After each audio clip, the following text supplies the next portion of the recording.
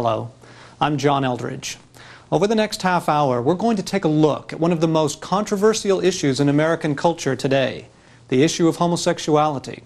It is far from gay, as anyone who has been in the lifestyle and is honest about it will tell you. If homosexuality were purely a matter of genetics, then the percentage of identical twins both being homosexual should be 100%, not 52%. And second, since fraternal twins and non-twin brothers share the same amount of genetic material, they should reflect the same percentage, not 22% and 9%. There simply is no way that such figures support the genetic theory. And like the LeVay study, the twin study has not been duplicated. Whatever factors may influence a person towards homosexuality, a purely biological explanation will not hold water. For parents that are concerned about homosexuality, possibly in their own child, it's important for you to know that this is not something that God intended for their lives. And if you have a young child that you suspect might be heading in that direction, it's really important for you as a family to have some intervention, to seek out some godly Christian counsel from people that are familiar with the root causes of homosexuality. First thing we say that when a client walks in is that you're not homosexual. There's no such thing as a homosexual. You are a heterosexual with a homosexual problem. Your true nature is heterosexuality. So we get rid of the label right there. We talk about the 3 A's: attention, affection, approval. These are the emotional needs. Besides that, there are identification needs.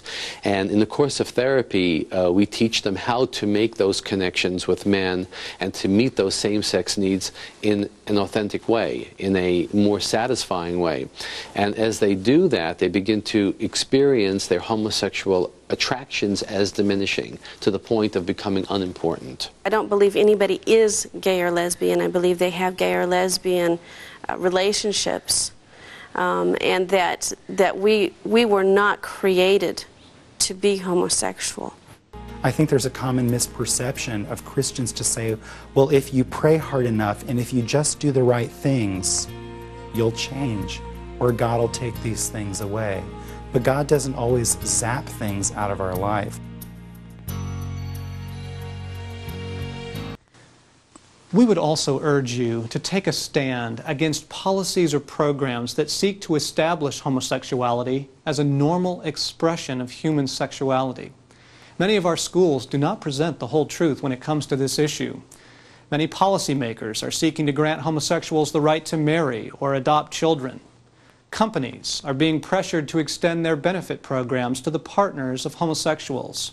All of these are ways of spreading the lie, of treating homosexuality as just another way of life. In compassion, we must oppose efforts like these. If anything has struck you in the course of watching and listening to this presentation, we trust that it is this central truth: no one is born a homosexual. No one needs to be caught in the futility and despair and brokenness that are the homosexual lifestyle.